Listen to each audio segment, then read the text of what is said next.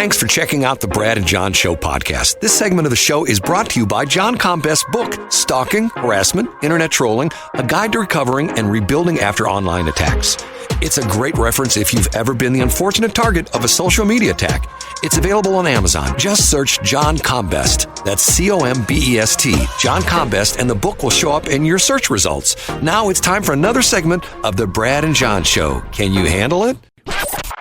It's me, Egbert, once again. I'm the new owner of this station. I went out and hired the best talk radio consultant, Jeff Allen from News Talk STL, and told him to hire the worst talent he could find. Jeff did exactly as I told him. Ladies and gentlemen, here are Brad and John. Get in a long tube with a bunch of demons. That was one of my all-time favorites. Shelley gets to get the biggest kick out of it. You didn't hear that one, did you? I did not. What is it? That's here. Let me play it one more time. Hopefully you'll hear it over. I'll do it over. I got to punch a button so John can hear this stuff. Okay, here we go. Ready? Yep. Get in a long tube with a bunch of demons. Did you hear it? Do you know who that is? Yeah, you've told me this story a few times on the air. I forgot his name though. That's Kenneth Copeland. And okay. What's really interesting is that is from a video where he is talking to another preacher, and they're talking about all sorts of different things, but they're talking about why they can't fly commercial anymore.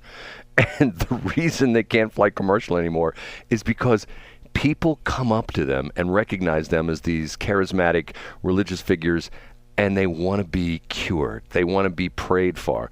And oh my God, OMG, and pardon the pun, we can't be bothered by the hoi polloi who approach us on a jet. You know, we have to be in our private jet where we don't have the problem with just regular people who are probably sending him money, who are probably watching him on Sunday morning, but yet we can't be bothered to him. So he said, then once again, in the interview, he said the reason he doesn't fly commercial is because get in a long tube with a bunch of demons. That's so fun. It's mostly his voice that does it for me. Well, the funniest part of it is after he says that, and that is on all these YouTube videos. It's all over the internet. There's a Inside Edition reporter, a woman who, I don't know how she did it. She got through some security fences because Kenneth Copeland not only have his own private jets with plural, he has his own airport. And somehow she got onto the grounds of the airport, and he's getting off his plane, and he's getting into his big black SUV with his chauffeurs, and she walks up to him with the camera dude and starts asking him questions and asks him about that very thing. And he denies that he ever said it. And he goes and he like whips his finger at, "Don't you ever say that. I never said that. I never said that." And if you watch the one video, it's got it intercut with him saying, "I never said that. I never said that." And then it's got that cut where he's talking about, "I don't get in a plane with a long metal tube with a bunch of demons." And my favorite part is they had asked him a few years ago about fracking, and he was opposed to fracking, and now apparently he supports it. So he must be the first one. But do you know that Kenneth Copeland, the reason he's so interesting is because he grew up in a middle-aged. I heard that. Yeah, not middle-aged. You know what? He was actually the border czar and never went to the border, but he's going there now. You know, once again, I think it was the guys who come on afterwards, Jack Getty, or Jack Armstrong and Joe Getty, and he says, one of them, I can't remember which one's which. I think it's Joe. Joe is the history buff. And he talks about the fact that there are, periods of history. There are books written about, the Great Depression, which went on for, 5, 6, 7 years. And there's books written about World War II and World War I. And he says 20 years from now, they'll be writing books about July of 2024. Yes. With all the crazy. And not only that, you could probably say they could be writing books about, and here we've got, and next week, as of Tuesday, it'll be October, which is, the start of first quarter and the whole bit, or the start of fourth quarter, rather. But we're like, right now, 36, 37 days out from the election? Isn't that what we're at right now? Yeah, very short, yeah. And just a little more than a month. I'm thinking to myself, this is so bizarre. And the thing that's gotten to the point where I am so tired picking up my phone or listening to, the latest poll shows that Kamala Harris is ahead by 0.26 points, but the margin of error is 6. Once again, it's a coin toss right now. Now, what I think is going to happen, I think it's going to be the same thing that happened in 2016, where the polls are going to be wrong and it won't be so close. And I think Kamala Harris is going to slam dunk Trump by like 20 points. I think she's just going to run the board. It's going to be like, what was it, the 84 election where it was Reagan and Mondale, I believe it was, and Reagan got 48 states or some crazy stuff like that. Remember that? You I do, and I would say though too, Brad, I think you're biased because I think you pay a lot of attention to the mainstream media, and I know you also look at Fox News, and I know you also listen to and watch conservative outlets. But I think anybody that would listen to the mainstream narrative would think that Kamala Harris is going to win huge, but I don't think that's the case. I had this discussion yesterday with someone about how biased the press is. And, John, once again, it's not me. It's like, talk to the experts. I mean, ABC, NBC, CBS. Okay, it's just like PBS and NPR. Remember we had the guy, what was the guy's name? Uri Berliner or whatever his name was, Yuri or whatever his name is. And he comes out, and to somebody like me, the revelation is there's not one person at NPR who's a Republican who voted for Trump. Like, that's news. I mean, to me, it's like, so what else? I think people know that. I think that's territory that's been well covered. Are you still calling Bill Eigel? Are you still going to annoy him or not? Glad you reminded me of that, because I would have forgotten. I get sidetracked. Okay, here we go. Okay, John, you're a betting man, right? Yeah, he's not. I mean, if he has any sense, he won't answer. Okay. So you say he will not answer, correct? Correct. Okay, here we go. Okay, this is the Bill Eigel phone number.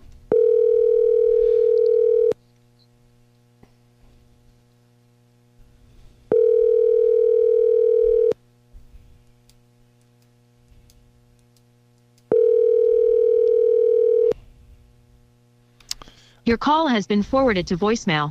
The person you're trying to reach is not available. At the tone, please record your message. When you have finished recording, you may hang up.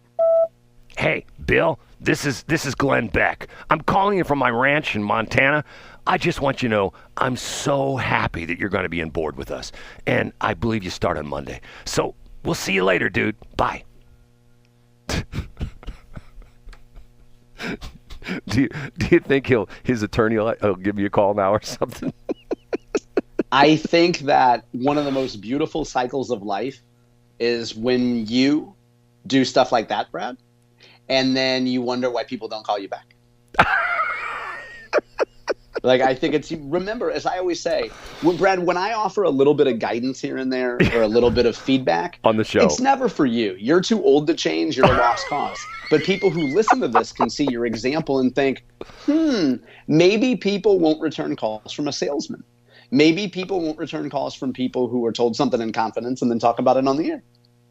Well, here's the part of it that to me is, maybe you'll laugh at this or maybe you won't, but what I'm doing is what good old Howard Stern used to do in his prime, before he got weirdoed. You know what I mean? Before he went into he became the person that he rebelled against. The reason why Howard Stern was popular, I say was, because I think his popularity is going off quite a bit, but the reason he was popular was because he was every man. He was the common guy. He was the guy fighting the man. He was the guy when he was still on terrestrial radio. I don't know if you know this crazy story. The general manager of the station, the general manager, who normally is not tasked with this, had to sit in a room across from Howard Stern. He had to get up early in the morning, show up at the studios. He sat in a room with his finger on the dump button, which in other words, the idea being is he was the censor. And if he felt that Howard was going off the deep end and could get the station in trouble with what he said, with cuss words and things like that, he hit the dump button. And Stern would always complain about that. And once again, it was the man who was riding herd over the average dude, or Howard Stern. Okay, then he goes to Sirius, which to me, as long as I've been in the radio business, I'll never understand this. We can't say naughty words because our voice is being transmitted out over the air via FCC regulated airwaves, okay? But Sirius satellite, once again, the signal is being transmitted over the air via FCC regulated airwaves, and he could say whatever he wants. And the interesting thing was, I even had friends of mine that followed him over to Sirius who said to me, you know what, Howard Stern's just gone sort of nuts because all he does is F-bomb, F-bomb, F-bomb, F-bomb, F-bomb, F-bomb, F-bomb. And after a while, that just is like, it gets sort of old. You know what I'm saying? You have a friend, I do know. And to the point where, but he was like, oh my God, I got the freedom. I can do whatever I want. I can do whatever I want. It's like if you go down to Marion, Illinois, and let's say, you're the president, you're Joe Biden, and you decide you're going to do something, you're going to do all this crazy stuff before, the new president is inaugurated. And you jump on Air Force One and you land someplace down there in Carbondale Airport and you drive up to Marion and you go to the prison, the warden, you go like, hey, I'm Joe Biden, I'm the president, I can pretty much do whatever I want. Open up the gates. Let everybody out. Now, some of these guys, because Marion used to be like a supermax prison. I don't think it's a supermax anymore. I think it's still like a high security, whatever it is. Once again, you got these guys. Some of these guys have been in there 10, 20, 30 years. All of a sudden, the gates are open. And what do? They walk out. And you know what? Most of them don't know what to do because of the fact that, and other ones are just going to go crazy. They're going to go into town. They're going to rob the Dollar General store. They're going to go to Burger King and order 45 Whoppers and not pay for them. You know what I'm saying? It's just crazy, weird stuff. But how did we transition between Howard Stern and Marion inmates? Because when you give someone unbridled freedom, I see. They go sort of crazy nuts, and then what happens is, what happened with Howard Stern, they sort of settle into this thing where he does an F-bomb all the time because it gets sort of old. And in other words, he's got this freedom, and pretty soon it's to the point where it's like, it's just like every day. Every day I can do that. If I want to drop an F-bomb, I can do that, and the guy across the glass from me doesn't hit the dump button and doesn't knock me off the air because I can do that. I can F-bomb, and once again, I think the thing that bothers me, I don't know if I told you this or not, I got in trouble. A friend of mine called me up and said, I can't believe you posted that on Guy Phillips's Facebook page. Okay? Did I tell you? Another boomer Facebook fight. Here we go, boomers. This is a guide for boomers to behave on Facebook. Okay, so now you're going after the former host of DB's Delight. He posts on his Facebook page, people ask me what I'm doing since I'm retired. So he says he's making catnip for his cats or some crazy stuff like that. He's cooking this up in his kitchen or doing something in his kitchen. And I made a post. I said, Guy, go back to work. This is pathetic. And wow, okay. And he laughs at it. And I go, no, I'm serious. This is pathetic. Okay, once again, my point exactly. He's retired. Now, he's got money. He's done well for himself. He could be down helping people. He could be down, doing volunteer work. And I know he does that, but he could be doing all sorts of different things. But instead, he's bragging on Facebook that he's retired and he's got time to do things like making catnip for his cats. How pathetic is that? I'm sorry. I don't think it's pathetic at all, Brad. And I think that just because something is right for you doesn't mean that it's right for other people. Didn't you ever listen to the theme song for Different Strokes? What might be right for you might not be right for some. And if Guy Phillips wants to sit on a pile of money, no matter how big it is, it could be large, small, he could be Scrooge McDuck for all we know, and make catnip, just because it's not right for you doesn't mean it's not right for him. I understand what you're saying, but remember, I am Pastor Brad, And we are all called to a higher calling. Ooh, that's true. And you are to be the St. Louis version of Howard Stern. I mean, you do have some similarities. So you're both tall. You both use a lot of Yiddish words. And you both formerly had a very busty co-host. Who's my busty co-host? Well, I think she listens to the show, and she was your co-host for 4 years. Who was Howard Stern? Robin Quivers was with Howard Stern. Wasn't Shelley like your Robin Quivers? No, because she's white. Come on. And she's never been a nurse. Robin Quivers used to be a nurse. That's true. And you know what? I heard that Robin Quivers respects Missouri speed limits. That's what I heard. I heard she doesn't go, driving on the on the FDR in New York. Like Robin Quivers doesn't treat the FDR like Shelley treats 364. That's just what I heard. John, once again, I'm going to sound like an old man when I say this, but I have to tell you that I will give you one specific part of the highway, which I always have problems with, okay?